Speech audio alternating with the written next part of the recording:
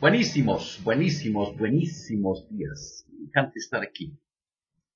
Me encanta estar aquí, aunque la mañana es fría, gris, pero no importa, me encanta estar aquí.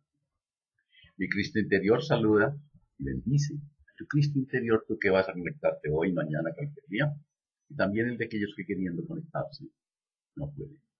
Hoy es lunes 24 de noviembre, 24 de noviembre, se está acabando noviembre, el programa número 889. El espíritu de sabiduría descienda sobre nosotros todos y nos ilumine a mí para decir lo que debo decir, a ustedes para comprender. Gracias por sus correos, no debo un correo, todos respondidos. Todos satisfechos. No me escriban largo, no, cortito.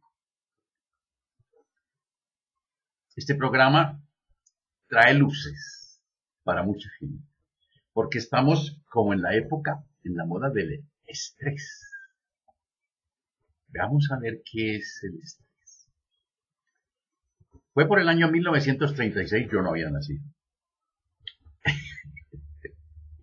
Cuando el médico Hans Selye, preocupado por el síndrome de estar enfermo, inició las investigaciones que lo llevaron a usar la palabra estrés y el concepto sobre el síndrome general de adaptación,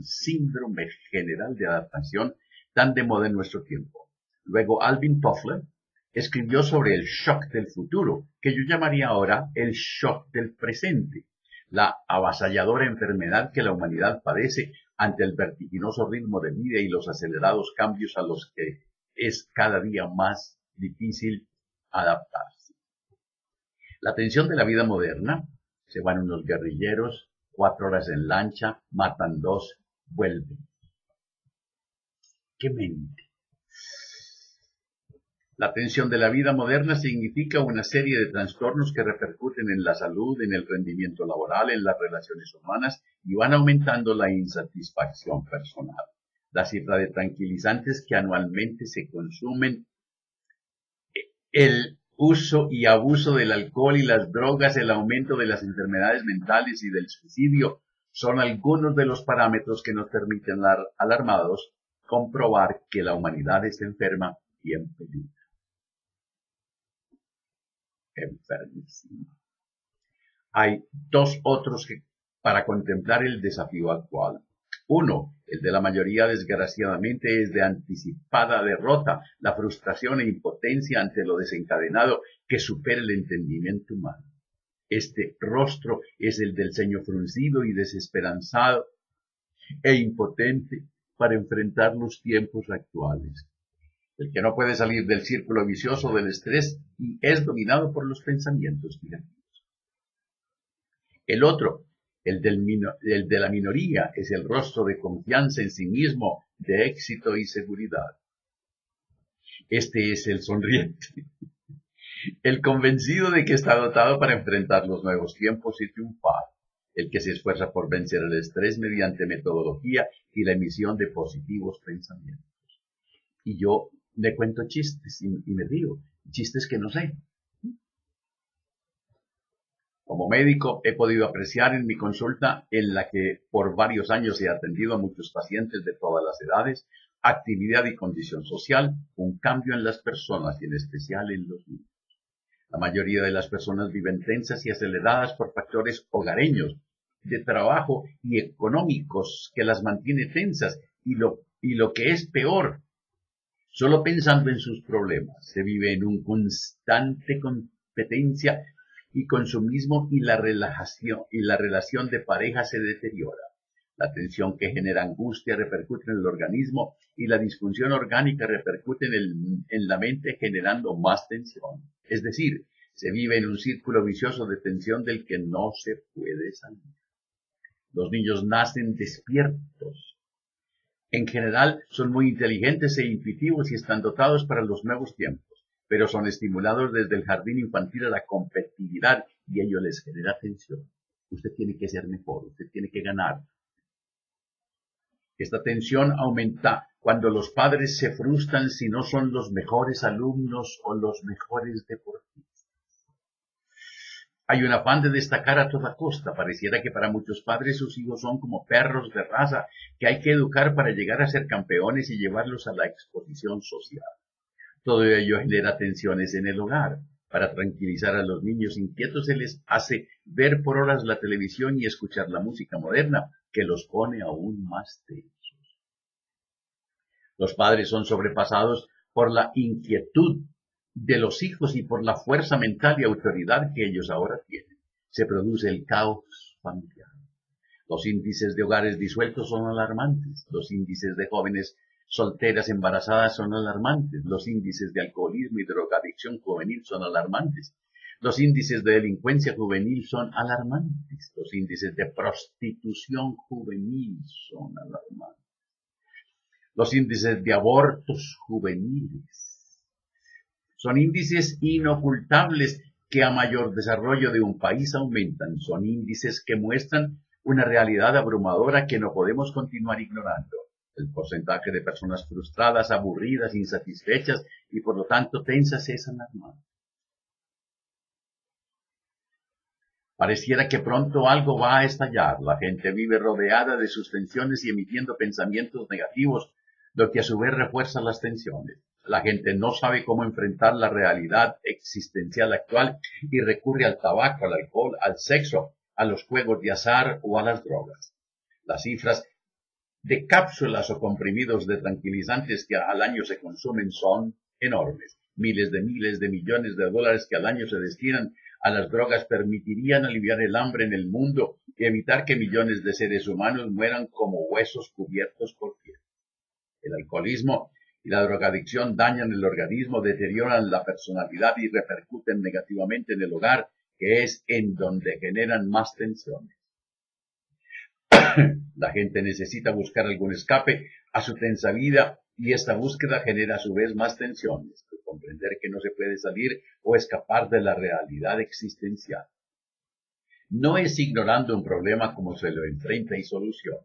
Intentaremos conocer lo que es el estrés, su causa y la forma de afrontarlo. Los estudios sobre la atención han demostrado que la meditación, la relajación y una actitud mental positiva son la principal defensa que tenemos contra esta agresión que está causando estragos en la sociedad. El diario vivir nos hace enfrentar cada mañana una realidad que lleva a la tensión. Somos los seres más adaptables del planeta. El hombre puede vivir en las alturas del Tíbet o de Bolivia, puede vivir entre los hielos polares o vivir en los desiertos o hacerlo junto al mar o en las llanuras. En todos los lugares del planeta el hombre se adapta. Sin embargo, el estrés crítico o negativo es tensión, la tensión es angustia y la angustia crónica de la humanidad que la humanidad padece termina en el caos mental. Los principales reguladores del estrés son el cerebro, el sistema nervioso, la hipófisis, la tiroides, las suprarrenales, el hígado, los riñones, el páncreas, los vasos sanguíneos, los glóbulos blancos y las células del tejido conjuntivo. Existen una serie de hormonas propias del estado de estrés y la reacción de alarma pone en alerta a todo el organismo. La mala adaptación del organismo ante tanto agente agresor, mantenido en el tiempo, bajan las defensas y predisponen además a las enfermedades nerviosas y mentales. El estrés. Ahora sí, entremos en materia. Hay dos formas de estrés, porque si hubiera tres, entonces serían estrés o squat. No, son dos.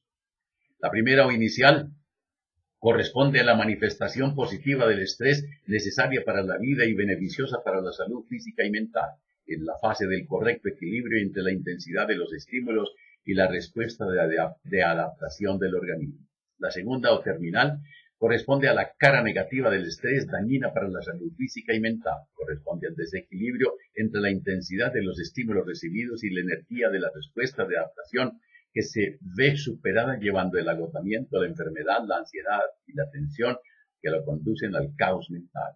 Vivimos en una constante lucha por la acomodación de muy variados estímulos que pueden ser de origen externo o interno. Todo el tiempo estamos recibiendo estímulos externos y nuestro organismo vive usando la fuerza interna en la reacción de adaptación. Los estímulos internos provienen de los recuerdos de situaciones vividas y de las visualizaciones creadas. Recordar cosas positivas y visualizar escenas positivas refuerzan nuestra capacidad de adaptación, permitiéndonos enfrentar mejor los estímulos externos del diario vivir. Es tan acelerado el ritmo de vida moderno y los cambios de todo orden que la natural capacidad de adaptación humana se ve a diario sobrepasada, desencadenando conflictos y desequilibrios emocionales, los que son reflejados en un 75% de las consultas médicas por afecciones relacionadas en forma directa o indirecta con el estrés.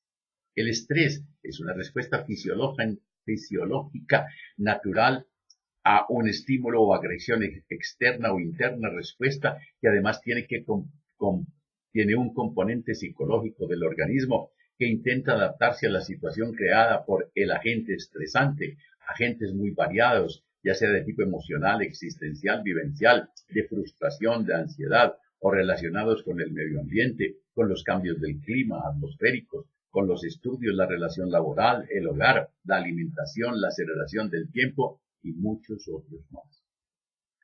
Nadie puede decir, yo no tengo estrés. Eso solo lo puede decir alguien que esté muerto. El estrés es parte natural de la vida, no se puede vivir sin el estrés o reacción natural de defensa y adaptación a los cambios. El estrés es necesario para vivir. El problema se desencadena cuando somos superados por los factores estresantes y entramos en la etapa de la descompensación que genera tensión, la cual a su vez genera más estrés, llevando al desequilibrio mental y emocional. Hans Selye, el creador de la teoría del estrés e investigador notable de la misma, destacó las 3 etapas o fases que lo caracterizan. La fase A es la reacción de alarma, en la cual todo organismo está en alerta general ante un agresor. La fase B corresponde a la adaptación o resistencia ante la permanencia del agresor o factor estresante. El metabolismo humano se adapta a la presencia del factor estresante. Sin embargo, esta adaptación no es ilimitada, y si el estrés se mantiene más allá del límite del equilibrio, se pasa a la siguiente etapa. La fase C o del agotamiento se presenta cuando el organismo ya no es capaz de hacer frente al agresor o factor estresante. El estrés corresponde a la adaptación orgánica para hacer frente al cambio que se ha acelerado en este siglo hasta llegar a límites que a todos nos supera. En todo orden de cosas hay acelerados cambios, ya sea de orden religioso, educacional, político, tecnológico, laboral o social, en la ciencia, en las artes, en todo. Todo cambia rápidamente y ese acelerado cambio nos obliga a enfrentar variados factores que requieren de toda nuestra capacidad de adaptación. Se han hecho cálculos para averiguar cuánto cuesta el estrés en una sociedad de mercado como la nuestra, donde se estimula al máximo el consumismo. El estrés genera enfermedades, muertes prematuras, suicidios, ausentismo laboral, desconcentración laboral y académica, reducción de la reproductividad, baja autoestima, insatisfacción y búsqueda de soluciones en los nefastos antidepresivos. Todo ello se cuantifica en miles de millones de dólares al año en menores ingresos para las grandes empresas que intentan defenderse del estrés, que comiencen altos niveles directivos con programas adecuados para cada empresa. No todos reaccionan de la misma manera frente a un hecho similar. No todos piensan igual y lo que para algunos es algo intrascendente, para otros es grave y los lleva al desequilibrio emocional. El estrés no controlado lleva a muchos al bloqueo mental como única forma de evadirse de la realidad existencial. Hay bloqueantes mentales de poco efecto y que más bien actúan si se potencian con otros.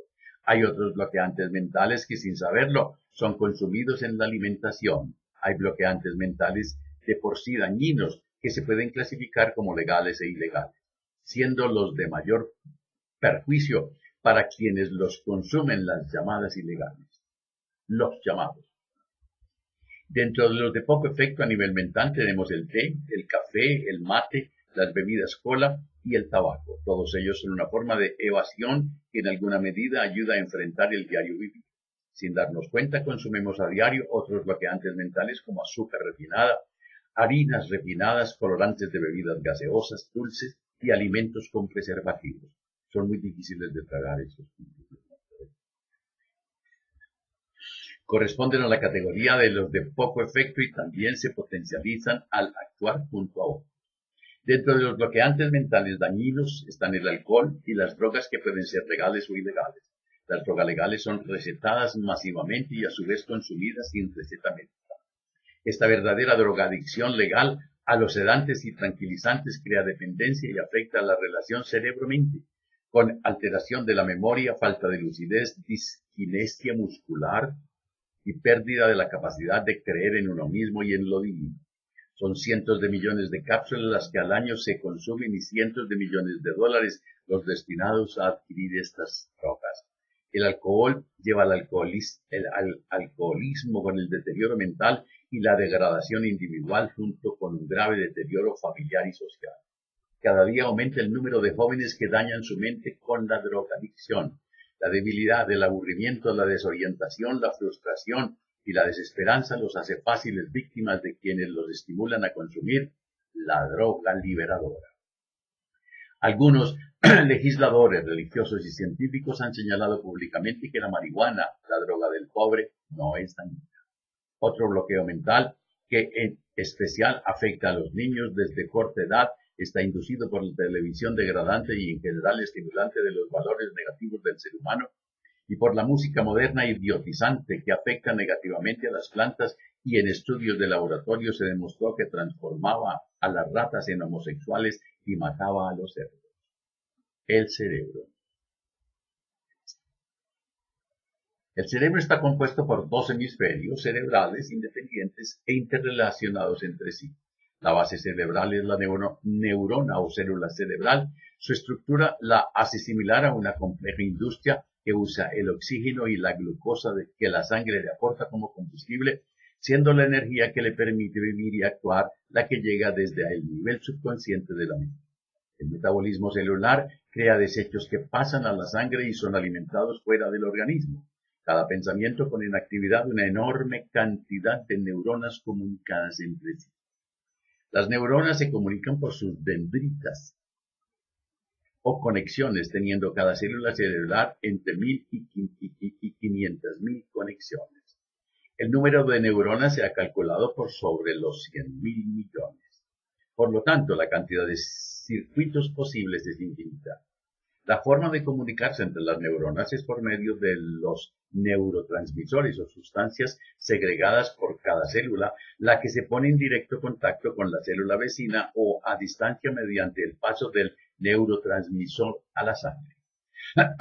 Todo este complejo sistema permite la manifestación de los pensamientos y da al cerebro la capacidad para recibir las experiencias del mundo exterior y del mundo interior, codificarlas, archivarlas y utilizarlas cada vez que sean necesarias. La capacidad de almacenamiento cerebral no tiene límite por lo enorme de la cifra de circuitos existentes. El cerebro izquierdo selecciona y jerarquiza la información recibida. Selecciona y jerarquiza. Se encarga de procesarla. En él residen las capacidades analíticas, lógicas, matemáticas y verbales. Permite dar la forma a los pensamientos analíticos y racionales y comunicarnos con la realidad del mundo exterior. Nos otorga el sentido del tiempo y procesa la información recibida en forma ordenada y lineal, clasificándola por orden de importancia para extraer conclusiones y poder seleccionar a cada instante lo que necesitamos saber. El nivel consciente de la mente se opone a ayudarnos a cambiar los hábitos adquiridos. El cerebro derecho se relaciona con la plasticidad mental, las funciones intuitivas, especiales y creativas. Tiene que ver con la capacidad creativa y nos da la posibilidad de crear pautas y hábitos de pensamiento. Nos conecta con el nivel subconsciente de la mente y ayuda a cambiar los hábitos adquiridos por muy arraigados que ellos estén. En la mayoría de nosotros predomina el uso del cerebro izquierdo, especialmente las esposas. ¿Dónde estabas? ¿Con quién estabas? Lo hacemos mediante la emisión de ondas beta cerebrales de más de 14 ciclos por segundo. El cerebro derecho utiliza las ondas cerebrales alfa de 10 ciclos por segundo. Lo ideal es mantener un equilibrio en el uso de ambos cerebros, es decir, el justo equilibrio entre lo racional y lo intuitivo. Conscientemente podemos usar pensamientos positivos en forma reiterativa y crear de esa manera nuevos circuitos cerebrales dentro de la limitada capacidad de circuitos disponibles y en la forma gradual debilitar los módulos negativos, combinándolos por los cambiándolos por los nuevos módulos formados por nosotros mismos y a la medida. Esta es la base de la metodología de la programación mental positiva. Conscientemente podemos fijar pensamientos positivos para que el subconsciente los acepte como válidos, creando nuevos módulos cerebrales. Estos pensamientos, si son repetidos con fe, es decir, creemos en la metodología que estamos usando, serán aceptados por el subconsciente, el cual movilizará la fuerza o energía necesaria para que se hagan realidad. La mente tiene tres niveles. El más sutil es el suprainconsciente, que entrega la energía al nivel intermedio subconsciente, que es el encargado de canalizar la energía del organismo para permitirle vivir y utilizar la fuerza para que los módulos de pensamiento se hagan realidad. No discrimina entre lo positivo o lo negativo, lo real o lo imaginario, lo bueno o lo malo. Acepta lo que desde otro nivel mental o consciente se le haga creer. Hay pautas útiles a considerar en la programación mental. Por ejemplo, eliminar condicionamientos negativos como lo son: es que yo no puedo, es que eso no es posible, casi siempre me va mal, yo nací para sufrir. Quien vive los recuerdos negativos del pasado carece de futuro. Quien cree que no podrá, no lo podrá. Quien piensa que para él es imposible, así será. Quien se repite que le va a ir mal, mal le irá. Quien considera que nació para sufrir, mucho sufrirá. A mí no me pretenden sino hombres calados. Son negativas actitudes mentales comunes en la gente, actitudes que marcan negativamente la vida al estar enraizadas en módulos de circuitos cerebrales de primera línea, prontos a entrar en acción a cada instante. Segundo, reforzar los opuestos positivos. Yo sí puedo, y así será. Eso es lo mío y lo lograré. Desde ahora me va a ir bien. Nací para ser feliz y triunfar en la vida. La metodología consiste en crear frases cortas de contenido positivo, escribirlas en una tarjeta y repetirlas cada mañana al despertar y cada noche antes de conciliar el sueño. Repetir esas frases durante el día, en cualquier momento o lugar. Las frases se repiten mentalmente con fe y en forma pausada. Hoy me va a ir como a los reyes, tendré éxito. Estoy muy bien, estoy tranquilo. Mañana estaré mejor y más tranquilo. Puede repetirse en ciclos de 10 veces cada una. Al hacerlo es útil, además, cerrar los ojos y visualizar, es decir, verse bien y tranquilo.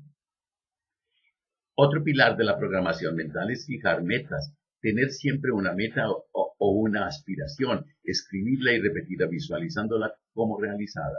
Lo correcto es fijar metas lógicas. Al repetir un conjunto de pensamientos positivos diariamente y reforzarlos con la visualización, el cerebro crea nuevos circuitos o módulos para ese conjunto de pensamientos. La reina de las técnicas de interiorización y comunicación con los planos sutiles de la mente es la meditación. Meditar es ir al nivel interno y actuar el cerebro derecho que nos conecta con la realidad. Para meditar no sirve intelectualizar el proceso, basta hacerlo inocentemente sin pensar en los trascendentales cambios que se están produciendo. Solo es necesario estar cómodamente sentado con los ojos cerrados, manteniendo una suave y pausada respiración y luego elegir una técnica. Técnica número 1.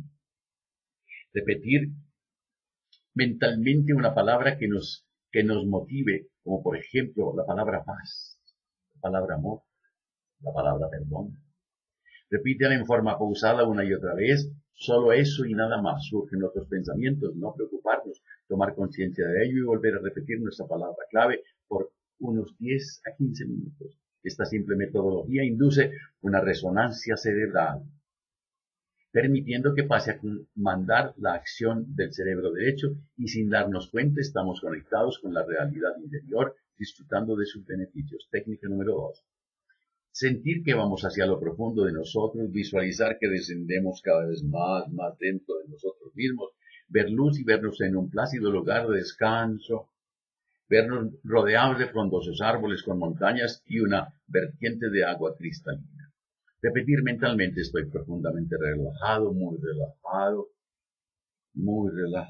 estoy tranquilo.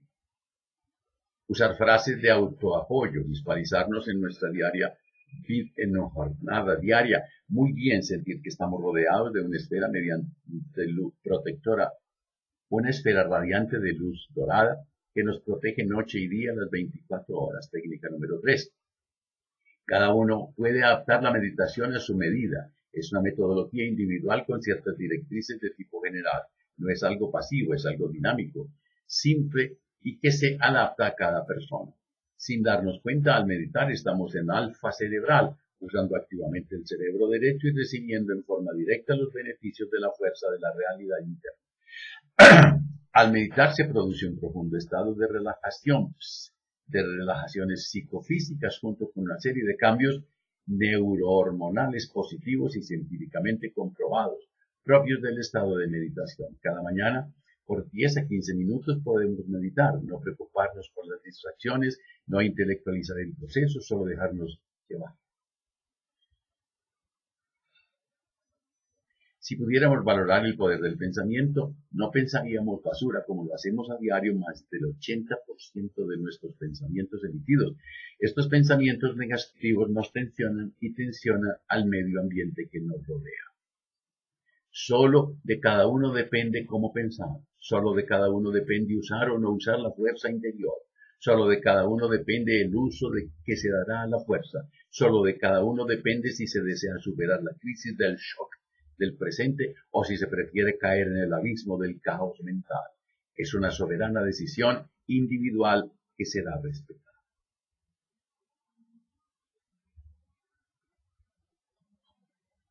Me encanta este artículo por el lenguaje tranquilo, hablando de la mente, neuronas, dendritas, pero el lenguaje es muy tranquilo.